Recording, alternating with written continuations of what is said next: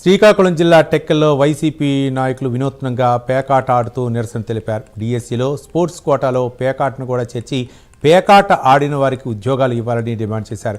ఈ సందర్భంగా వైసీపీ నియోజకవర్గ ఇన్ఛార్జి పెరాడ తిలక్తో పాటు పార్టీ నేతలు పేకాట ఆడారు. దీంతో పోలీసులు రంగంలోకి దిగి నిరసన చేస్తున్న నాయకులు కార్యకర్తలను చెదరగొట్టారు.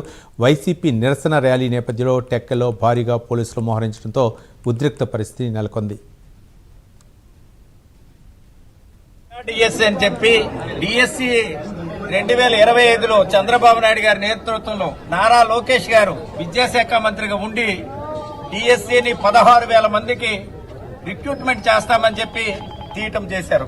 గత ప్రభుత్వంలో 6,000 మందికి తీస్తే దాన్ని కోర్టుకెళ్లి అడ్డగించి ఆపి మరి ప్రభుత్వం మారగానే అదే డిఎస్సిని తీసి ఈవేళ పోస్ట్ అమ్ముకున్నారని మేము చెప్పిన మాట కాదు.